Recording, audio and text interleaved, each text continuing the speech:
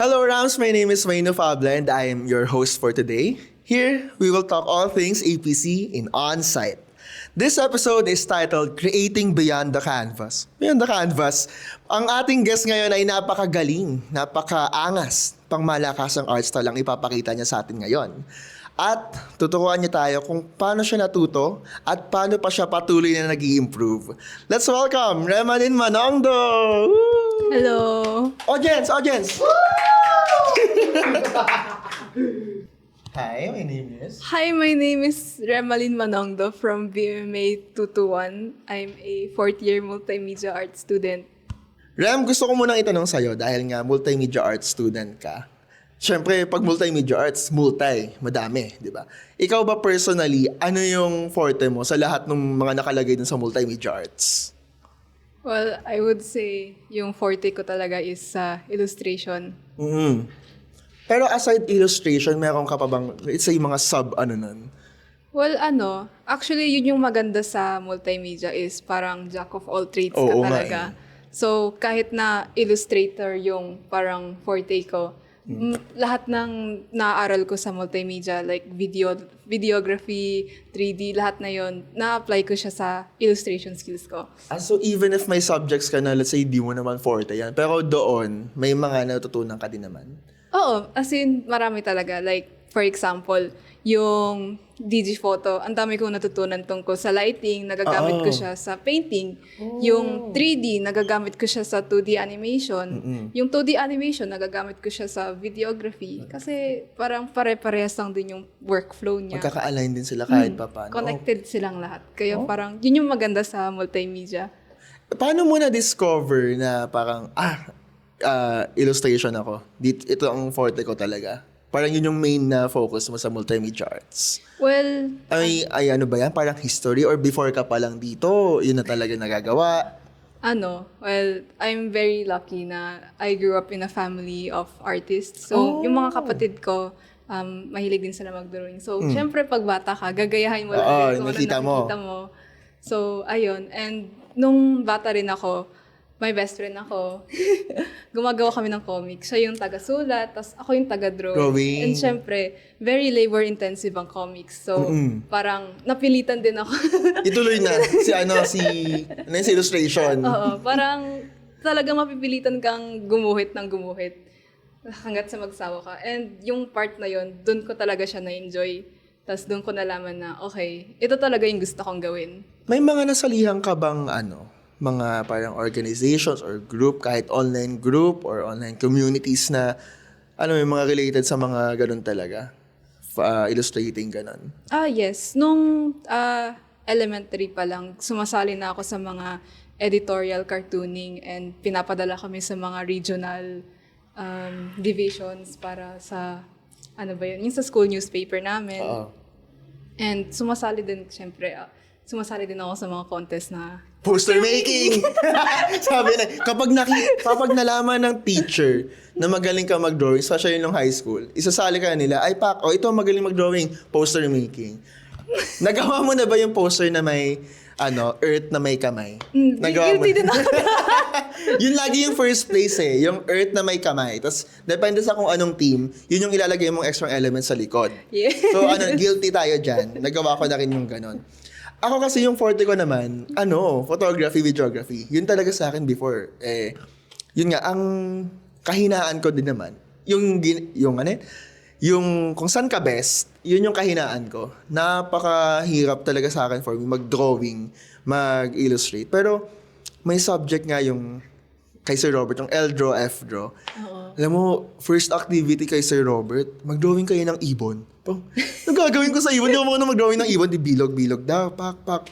Tapos habang ginagawa ko, nagmumukha na siyang ibon. Tapos in-story ko yun, sabi ko, guys, naka-drawing ka ng ibon. Pero that time, feeling ko, ang ganda-ganda, pang pangit pala. Pero habang tumatagal, nakakatawa kasi nga, yung mga lesson na gano'n na sa basic, ito muna gawin nyo. Patagal ng patagal, parang, okay, kaya ko palang mag-drawing ng tao na. May pa-live session pa nung nung may model kami sa gina, tapos i-drawing namin siya for ilang seconds, mataas score mo yata dun. Mataas score mo kay si Robert. Ka illustration ka eh. Ngayon, yung mga natutunan mo, let's say, from first year to fourth year, pwede bang malaman namin yung ginagawa mo before nung nag-illustrate ka versus ngayon na hindi mo na nagagawa or let's say continue or nadadagdag sa na-apply mo na after mo matutunan sa course natin? Well, nung actually, sineryoso ko lang talaga yung pag-drawing nung senior high.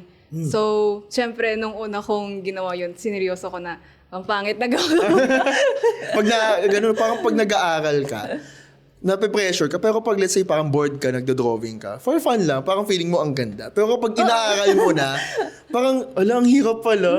Anong parang naging magandang guide mo sa APC nun? Sa APC, oh my God, sobrang ganda talaga. Actually, favorite ko pa rin hanggang ngayon. Anong subject? And Anong subject ginagawa ko favorite pa rin, mo? which is yung sa freehand drawing. Tsaka sa life drawing, actually. Kasi, well, isipin natin, kung sa freehand drawing, yun yung pinaka-basis talaga ng illustration. So, let's say may triangle ka.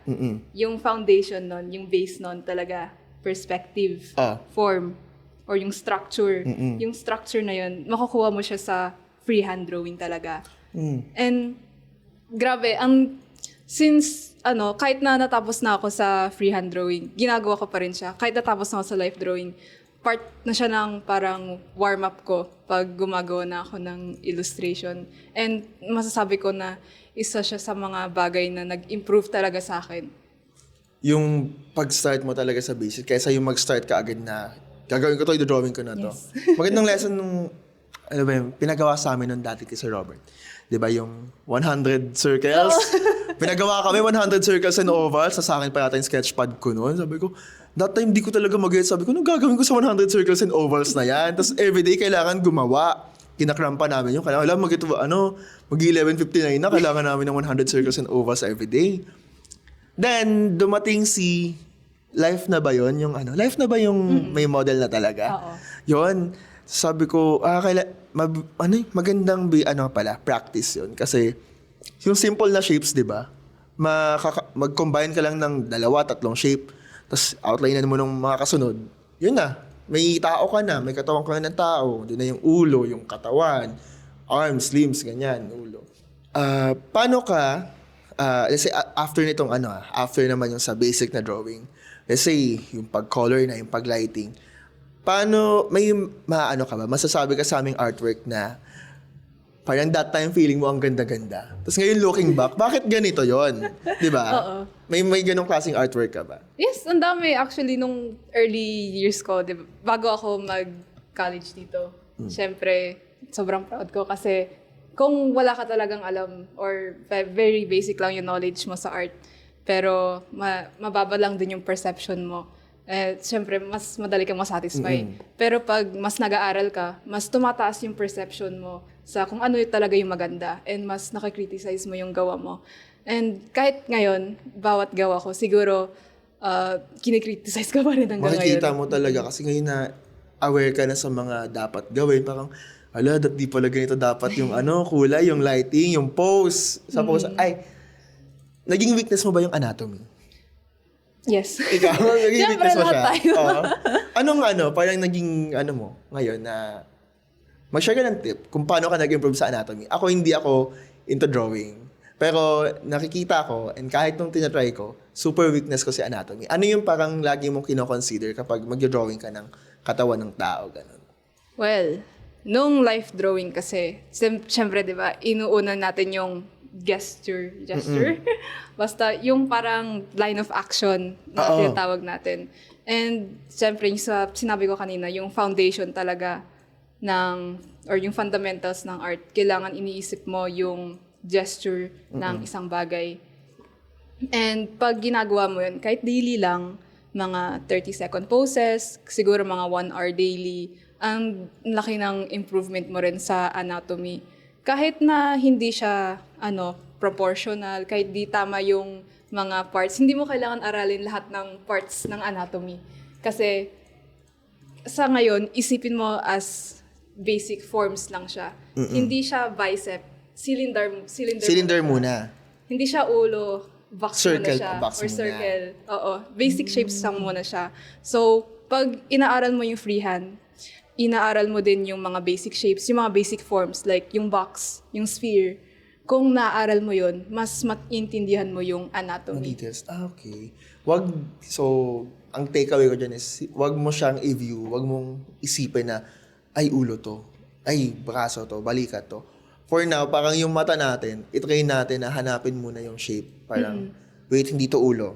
Adjust natin. Hindi, circle lang to. Circle to na may maliit na circle, na may square sa loob, na may ganon. Yes! Tapos, i-fill na natin yung details sa, habang dinodrawing natin siya. Parang ganun, okay. Ngayon, gusto ko namang malaman yung parang, paano ba? Mga bagay na kino-consider mo kapag nagdo-drawing ka. Kung kaya mong ma-explain yung, alam mo yun, parang, let's say mag-start ka mag-drawing, ano yung gagawin ko? Paano ko siya gagawin? Ano yung outcome na dapat kong kalabasan? Well, syempre, illustration is more than just drawing. Syempre, pag may client ka din, madami kang dapat pre-planning stage or yung pag-research mo, pagkuha ng reference. So, yung pag-compile mo ng mga kailangan mong i-include sa isang artwork. And kailangan ano talaga yung purpose mo. Like, gusto mo bang ipakita yung character, yung background. Kailangan alamin mo talaga yung gusto mong i-drawing. And of course, yung mga drafts. Usually kasi ako, gumagawa ako ng mga drafts and gumagawa ako ng mga notes ko. So when you're studying something, kailangan it's more than just studying talaga. I mean, it's more than just drawing pala. It's good to take notes of things that you want to learn or yung nakukuha mo sa napag-aralan mo. Kasi mas nare-retain mo yung knowledge mo doon and kasabay ng pag-practice mo ng drawing. And sa workflow ko, iniisip ko lang din yung mga napag-aralan ko and paano ko siya i-apply sa current na illustration ko. And madaming revisions pagdating sa paggawa ng illustration. Pag may client ka din, ganun din. Let's say, sa draft and then sa line art color stage, you have to play around sa lighting. Kailangan alam mo yun. Itutugma mo yung lighting sa mood na gusto mo, which is nasimulan mo na iplano nung una pa lang. And ayun, sa rendering stage, kayo na ba? Pwedeng mag-share ka sa amin ng isang note mo dyan. I-gano'n mo sa camera. Ipakita mo isang note mo dyan at tingin mo pwede maging helpful sa mga viewers natin. Okay lang, go. Well, wala akong general na note na... Pero may specific note ako dito na sinabi ko dito. Ito. Okay. Yan. I find that having a fictional student to teach forces me to learn something enough that I can fully explain it to them. So pag iniisip ko sa sarili ko na may tinuturuan ako, kailangan talaga inaaral ko na mabuti para maturuan ko sila. So pag ginagawa ko yun, mas nare-retain ko yung knowledge ko kung ano kailangan ko aralin. Kumbaga parang nare-review ka kasi kailangan mong isipin na kunyari may tinuturuan ako, alangan namang magturo ka ng mali. So, mapo-force ka na mag-review. And dun nga, kapag na-review ka, mas natatak sa'yo. Mas naaalala mo. Ngayon, gusto ko ding isipin nyo nga, di ba, isang note yan. Share mo naman sa amin yung mga bagay na kino-consider mo kapag mag-i-start ka na ng artwork. Meron ka bang mga kino-consider na parang, dapat ito yung makita, dapat ito yung dito ako mag-start, mga ganon. Ano yung parang kinikeep in mind mo?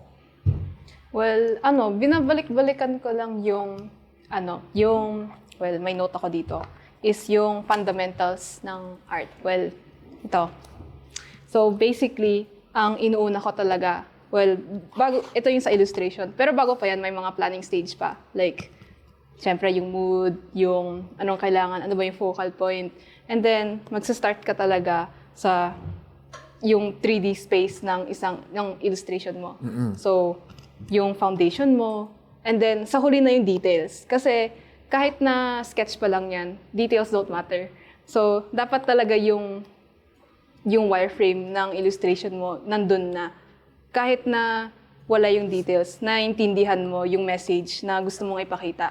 Ano yung mga pinakamalaki? Start tayo sa baba, isa-isahin natin. Ano yung mga bagay na yan na dapat ito yung pinakamalaking part. Pinaka dapat i-consider. Start tayo sa baba. Ano yan? Well, actually, interchangeable naman yung story.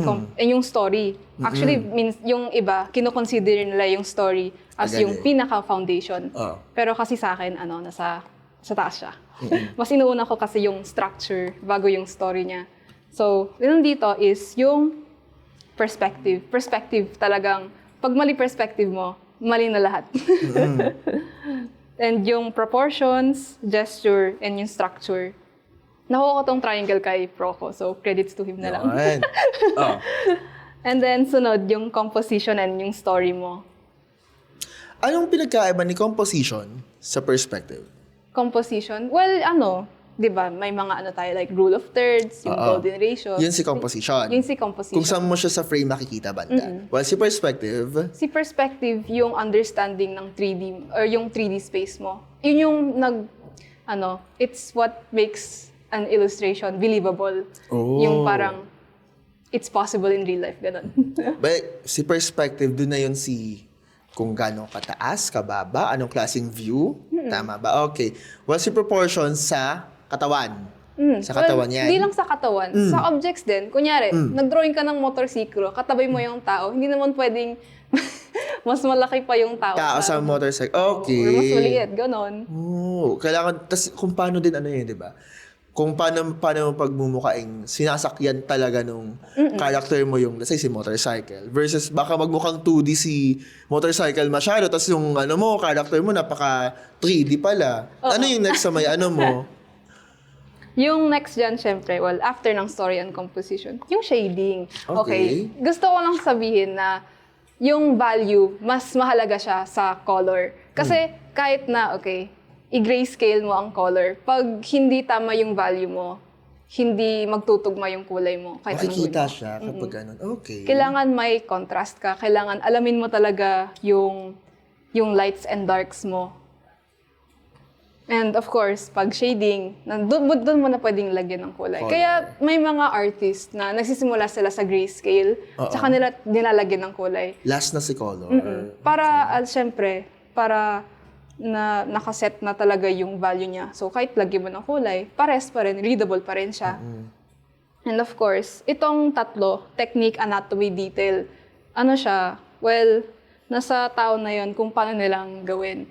There are different techniques. Meron namang iba't ibang stylization ng anatomy. So, may iba't ibang bagay na nilalagyan nila ng detail na sa parang, bari ito na yung mga what makes an artist unique sa style nila. Pero if you cover this, yung technique, anatomy, detail, itong baba, Sa baba. ito na yung fundamentals mo. Itong tatlo, well, pwede mo nang gawin yan kung kahit kailan mo gusto. Okay. Napakagaling naman ng advice. Ang galing naman nung mga na-share mo sa amin na may pa-chart ka pa. Na-ready pa siya, may chart pa siyang shinare sa atin kung paano siya nag-i-start sa paggawa ng artworks niya. Ngayon, dahil nga yun yung mga natutunan natin sa school, mga natutunan natin kapag may pinapa-review sa atin, paano mo ina-apply yun, let's say outside ng school. Let's say wala ka na sa APC, pagdating mo sa bahay or kung may nagpapa-commission sa'yo, paano ka patuloy na natututo? Ganun. Well, ang nalaman ko tungkol sa art talaga is you never stop learning. So, kahit na graduate ka, kahit natapos ka na sa pag-aaral mo, well, mag-aaral ka pa rin. Kasi kahit na master ka na, nag-aaral pa rin sila. So, student ka forever. Patingin nung share mo naman sa amin yung mga notes mo dyan. Yung mga sketches mo, ayan. Tapos i-share mo sa amin yung paano mo siya ginagawa o yung mga kino-consider mo dyan. Wala akong notes dito sa illustration. Hindi naman no. So parang iniisip mo lang na gano'n. Iniisip ko. Okay. Kasi bakit mo yung dinrawing? Anong practice yan? Anong klaseng yan? Gano'n. Okay. Ganun. So, etong page, may fina-follow ako na artist sa YouTube. Well, ang galing niya mag-drawing. Actually, nag-drawing siya na walang sketch. Para siyang si Kim Jong-gi. Tuloy-tuloy agad? Oo, tuloy-tuloy lang. So, parang fina-follow through ko lang siya. Okay. And tinitake note ko kung ano ba yung inuuna niya, ano yung ginagawa niya, bakit ang galing niya. Ino-observe mo yung ibang artist din. Yes. Okay. So, I take notes kung ano yung sinisimulan niya. Well, ang nalaman ko, sinisimulan niya talaga is yung spacing ng isang bagay.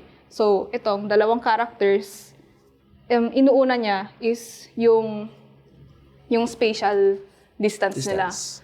And ang pagtatapos niya yun, ginagawa niya, inuuna niya yung mukha talaga. Well, ito yung focal point eh. So, pag nagawa mo na yung mukha, the rest, it will follow through. Okay. And yung mga na-take note ko din, well, let's say, sa iba naman, yung inaaral ko. Sa hatching. Ayan. Well, yung sa hatching naman, inaaral ko yung kay David Finch, yung comic artist ng Marvel. Oh. Tinitake note ko kung paano siya magsimula. Like, well, maganda din na nag-observe ka ng mga live painting or yung mga live drawing na naka-live stream lang. Okay. Tapos parang ginagaya mo or Saan ka ginadrawing nanonood mo. usually? Yung mga live stream na gano'n? Sa YouTube lang. Meron sa YouTube? Dami sa YouTube or sa Twitch, ganun. Sa Twitch? Anong niya? Mga... Diyan sa... Yung artist na yan. Ano yung mga na-observe mo naman sa kanya? Well, ang na-observe ko sa artwork niya, syempre, pag sa hatching kasi, ang sinusundan mo doon, yung form. Parang another technique siya para ma-convey yung, para ma-separate mo yung light and dark. And hindi lang siya basta line. Yung mistake ko din, kasi bago ko maaral or bago ko ma-observe siya, ang ginagawa ko sa hatching, syempre, okay, shadow, line. Hindi ko na iniisip yung form. Hindi ko na iniisip kung saan yung direction ng line. Dun ko So, na lang... yung lines na yun, hindi siya basta-basta random lang. May direction talaga, kung bakit ganun yung direction. So, isa yun sa mga, like, na-take note kapag nag-observe ako ng ibang artist is bawat tuldok, bawat lagay nila sa papel. May dahilan yun. May dahilan, oo. So, that's one way para masabi mo na natututo ka outside the classroom. Gawin mo ring, matuto ka din sa ibang mga artists. Yes. Mag-observe, nood. Okay. So, kailangan pagdating sa bahay, manonood ako ng YouTube paano mag-drawing ng mga ano. Bilang artist, lagi natin nakikita yung sinasabi na art block, na may mental block. Kasi ako, naging member ka ba ng Guhit Pinas? Alam mo yun, nabutan mo ba yun? Guhit Pinas sa Facebook. May mga doon kasi, nung time na, ako naman kasi, yung photography naman. Pero that time, nag-explore ako ng ina-explore ko watercolor painting. Pero wala, di talaga sa akin yun. Pero yun nga, nakakita ko yung mga nila, sinasabi na hirapan sila, na art block, namamali sila ng drawing minsan. Or, yun nga, parang, let's say, lack of resources, or napapressure sila sa ibang mga artist na parang lahat better than them. Ikaw, personally, ano yung mga struggles mo as an artist muna? Yun muna. Anong mga struggles mo muna as an artist? Well, as an artist, syempre, pinaka-struggle ko talaga is yung perception ng skill ko. Yung, ang dami kong nakikitang magagaling. Kahit sa school dito, ang daming magagaling. Tapos, yung iniisip ko na, parang, bakit hindi pa ako kasing galing nila? Bakit ang bagal kong mag-improve? So, yun yung sinusubukan kong, hindi iniisip yun. Parang pag-compare mo sa sarili mo sa ibang mga tao. Ano ngayon yung ginagawa mo para mabawasan yung pag-isip mo ng gano'n? Or para lang ma-overcome na, yun nga, dahil nga sa mga pag-compare mo sa sarili mo, anong mga bagay na ginagawa mo or iniisip mo na lang? Well, isa sa mga nagawa ko is, pag may kilala kang magaling, kaibiganin mo. Oo. If you cannot beat them, join them. Joke lang. Not in a bad way, ha? Not in a bad way na, join them. Pero, kasi sa pagkaibigan mo, kapag kinaibigan mo sila, baka matuto ka pa sa kanila. Parang treat them not as a threat, but as a, help or guide. Yes. Meron ka bang, meron ba dito sa APC or like, let's say, mga kakilala mo na dati, kino-compare mo sa kanila, pero ngayon parang medyo nakakausap mo na, naka-interact mo na, gano'n. Well, malaki yung respeto ko sa thesis partner ko. Actually, isa sa mga parang kung bakit kung gustong i-pursue din yung animation. Nag-animate ka naman na ngayon. Yeah. After illustrating, animation naman. Sino yung thesis partner mo? Ay, Winzel, hi! Hi, Winsel! Explain mo nga yung thesis mo saglit. Ano yung story nito, ng thesis na to? Well, yung thesis namin about two women na nagkahiwalay sila sa apocalyptic event. Tapos, sa Pilipinas to Wow. Tapos nag-snow, wow. So, climate change. Oo. May pa-climate change tayo. Oh. So, ayun. Ang dami ko natutunan nung katrabaho ko yung thesis partner ko. Kasi, di naman ako talaga magaling sa animation. Talagang illustration ako. Still lang Oo. Still lang yan eh. So, siyempre, nag-work kami. Ang dami kong natutunan na na-add ko sa illustration. Ito yung lagi namin ginagawa sa podcast na pagkatapos ng episode, magpapakilala yung guest namin. Hi, my name is ganito. Tapos mag-leave ka ng isang piece of advice para sa mga viewers natin. In your case, mga artists na nagtatry mag-improve ng art skills nila. Hi, my name is Remalyn Manongdo from BMA 221 and my piece of advice is alagaan mo sarili mo. And well, yung art is not just about drawing. Kung hindi maganda health mo, hindi ka mag-improve. Practice your fundamentals and most importantly, syempre, maghanap ka ng bagay na kahit ulit-ulitin mo, magugustuhan mo pa rin. Napakagandang advice naman yan. At totoo naman, dapat i-consider natin na yung health din natin, unahin natin. Baka mamaya, gano'ng katagal ka ba sa isang artwork usually? Bigay ka lang. Anong oras yung pinakamatagal mo na nag-spend sa isang artwork? Or days? Minsan, months siya. Months? O, tignan mo. May mga months na tinitake para lang sa isang artwork. So, lagi natin unahin yung health din natin. Baka mamaya masyado tayong nape-pressure na kailangan ganito. Pero yun nga, chill lang muna. And unahin natin yung mga basic, mga fundamentals. Kailangan i-consider natin yung kasi hindi tayo makakapunta sa ganong kagandang artwork kung una pa lang, details natin. Hindi natin alam yung mga fundamentals. Kaya that will be all. This is On-Site. Kaya follow us guys sa ating mga social media platforms, even Spotify. Dahil gusto naming malaman ang thoughts ninyo. Bye!